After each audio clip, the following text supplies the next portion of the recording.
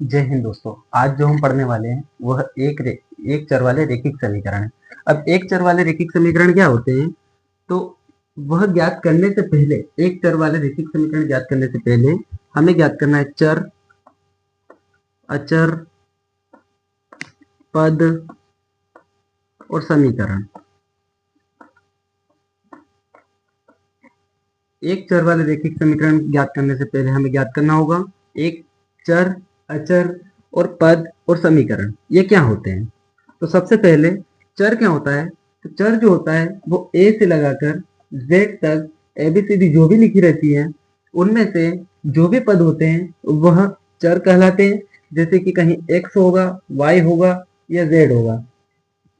ये क्या है, ये एक चर वाले, ये चर हैं, ठीक है।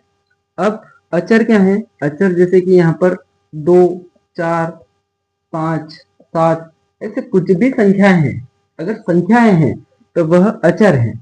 अगर संख्या है तो अचर है, और अल्फाबेट से है यानी कि एबीसीडी में से कोई है तो वह चर कहलाएंगे। पद क्या होते हैं, पद जैसे आपने इधर से लिख लिया एक्स, यहां से ले लिया एक्स, तो ये एक्स क्या है, एक पद है। अगर आपने 4 ले लिया तो ये क्या है, पद है। अगर आपने लिख दिया कि x प्लस, जैसे कि x प्लस 2, अब x प्लस 2 क्या होता है, x प्लस 2। अब ये भी पद है। अब समझो कि एक पद क्या होता है, द्विपद क्या होता है और त्रिपद क्या होता है। तो एक पद क्या होता है, तो एक पद जैसे कि ये x है, ये क्या है, एक पद है। 2x लिखा, ये क्या है, एक ही पद है। दूसरा द्विपद क्या होता है, द्विपद क्या होता है, जैसे मैंने लिखा ये यहाँ पर कि x प्लस 2, ये क्या है, द्विपद है। एक पद चर का और एक पद अचर का, तो ये क्या बन गया, ये द्विपद है। एक पदीय और एक पदीय दोनों मिलाकर द्विपद। अब त्रिपद क्या होता है, त्रिपद जो होता है 2x प्लस y प्लस 4 कुछ भी ले लो, ये क्या है, त्रिपद है। यहां पर आपको 3 पद दिख रहे हैं, ज्यादा से ज्यादा हम 3 पद लेते हैं, और अगर उससे ज्यादा पद हो तो वो बहुपद कहलाता है। इनसे ज्यादा पद हो तो वो बहुपद कहलाता है। हम पढ़ते हैं त्रिपद तक ही है, और उससे ज्यादा बहुत सारे अनंत तक पद हो सकते हैं। अब हम समझते हैं समीकरण क्या होती है। समीकरण जैसे कि 2x प्लस 3 बराबर 0, समीकरण जो होता है उसमें दो पक्ष होते हैं। एक पक्ष जो रहता है वो LHS होता है, और दूसरा पक्ष जो होता है वह RHS होता है। अब इनका मतलब क्या है, LHS मतलब लेफ्ट हैंड साइड, और बराबर उधर RHS मतलब राइट हैंड साइड, इसको बोलते हैं बायां पक्ष, और इसको बोला जाता है दायां पक्ष। ये है इधर बायां पक्ष और उधर है दायां पक्ष। LHS मतलब लेफ्ट हैंड साइड और उधर राइट हैंड साइड। समझ में आया। यहाँ पर समीकरण किसे कहते हैं, तो समीकरण में बराबर का साइन होता है। कोई भी पद लिखे रहते हैं, उन पद में यदि बराबर से उस तरफ भी कोई संख्या है और बराबर से इस तरफ भी यदि कोई संख्या है तो वह समीकरण कहलाता है। कि यहाँ पर लिखा माइनस, माइनस की संख्या यदि बराबर से उधर जाती है तो प्लस की बनती है, और प्लस की संख्या बराबर से उधर जाती है तो माइनस की बनेगी, और मल्टीप्लाई की संख्या बराबर से उधर जाएगी तो डिवाइड की बनती है, और डिवाइड की संख्या बराबर से उधर जाती है तो मल्टीप्लाई की बनती है। तो ये आपने पढ़ा होगा कि जैसे कि बराबर का साइन बीच में लगा हुआ है, और उससे यदि बराबर से उधर कोई संख्या जा रही है तो वो प्लस की बनेगी, माइनस की संख्या प्लस की हो जाएगी, और प्लस की संख्या माइनस की हो जाएगी, मल्टीप्लाई की संख्या डिवाइड की हो जाएगी, और डिवाइड की संख्या मल्टीप्लाई की हो जाएगी। ऐसे आपने बेसिक पढ़ा होगा। प्रश्नावली 2.1, 3x बराबर 2x प्लस 18, ये क्या है, ये एक समीकरण है। इस समीकरण को हम सोल्व करते हैं। जैसे कि इस तरफ आपको पता है कि LHS का पद है और इस तरफ कौन सा पद है, RHS का पद है।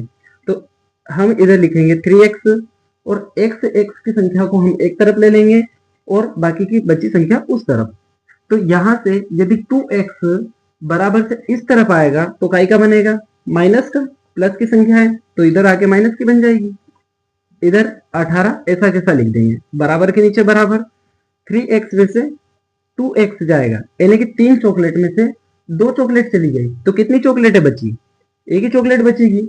तो यहां पर क्या होगा, एक सही बचेगा, 3x में से 2x जाएगा तो यहां पर बराबर 18। ये इस क्वेश्चन का आंसर है, यानी कि x की वैल्यू आ गई। अब आपसे पूछा है प्रश्न में कि निम्नलिखित समीकरणों को हल कीजिए और अपने उत्तर की जांच कीजिए। इस सवाल में हमें उत्तर की जांच भी करना है, तो यहां पर लिख, उत्तर की जांच करने पर,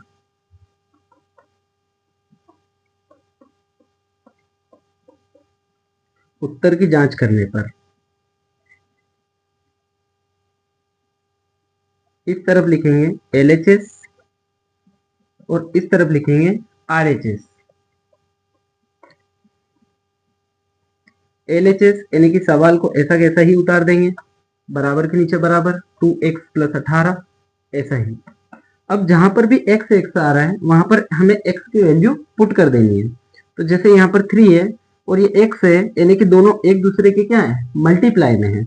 ये संख्या है हमेशा ही ऐसे लिखी रहती है, जैसे ये 3x है तो 3x ऐसा लिखा रहता है, 3 × x। यहाँ पर मल्टीप्लाई का साइन इन दोनों के बीच में होता है पर हमें दिखता नहीं है, हम लिखते नहीं है, क्योंकि एक चर संख्या है और एक अचर संख्या है। तो दोनों चर और अचर संख्याओं के बीच में मल्टीप्लाई का साइन होता है। यहाँ पर मल्टीप्लाई का साइन आया गया और यहाँ पर आया 18 यानी कि 18। अब यहाँ पर है 2 यानी कि 2 × 18 + 18। अब यहाँ पर 18 कितना होता है, 18 का पहाड़ा 3 बार बोलेंगे तो 54, 18 का पहाड़ा 2 बार बोलेंगे तो 36 + 18। अब इनको हम ऐड कर देंगे, इधर आया 54 और इन दोनों को जोड़ने पर भी 54 ही आएगा।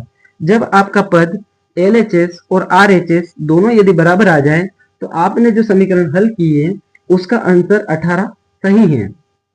तो यह है आपका पहला क्वेश्चन सोल्व हो गया। 5t - 3 बराबर 3t - 5। अब इस सवाल को हमें सोल्व करना है।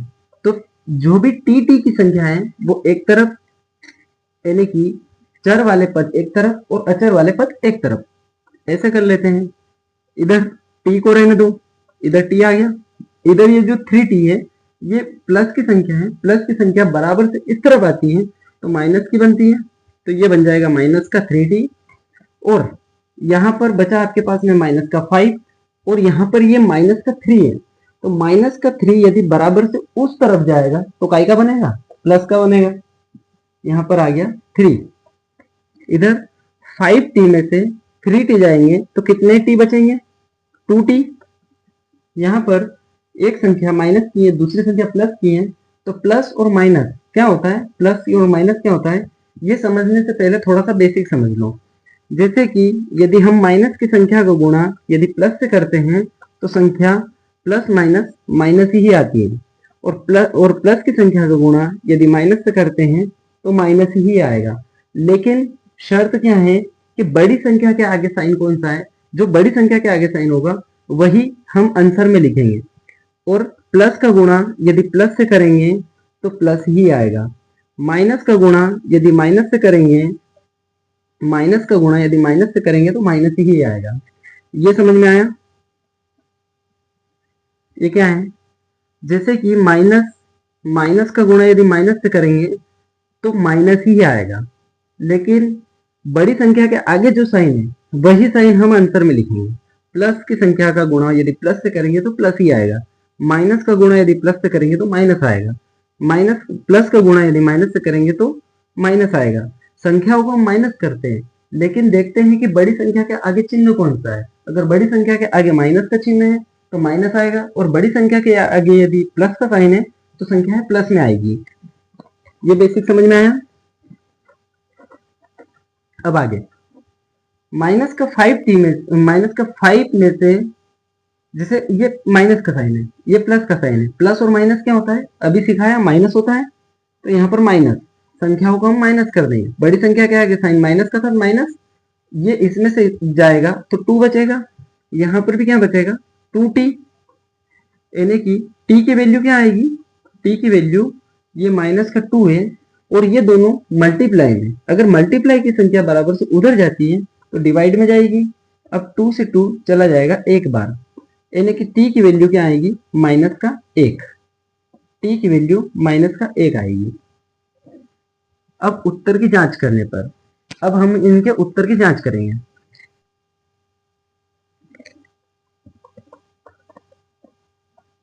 उत्तर की जांच करने पर, उत्तर की जांच करने पर अभी जो सवाल हमने लिखा था 5t माइनस 3 बराबर 3t माइनस 5, एक्स की जो वैल्यू, अभी हमारे जो t की वैल्यू आई थी वह माइनस का 1 थी, तो यहाँ पर आएगा 5 और यहाँ पर आएगा माइनस का 1, माइनस का 3, जहां पर भी टी लिखा है वहां पर माइनस का 1 रख देंगे। ये अब इसका गुणा यदि इससे करेंगे तो यहाँ पर प्लस, ये प्लस माइनस माइनस ही होगा, तो यहाँ पर ये माइनस आ जाएगा और इसका यदि गुणा करोगे तो ऐसे आ जाएगा, ये माइनस का 3, इनका भी गुणा कर दो और ब्रैकेट को आगे, ये माइनस को आगे ले लो, ब्रैकेट सोल्व हो जाएगा।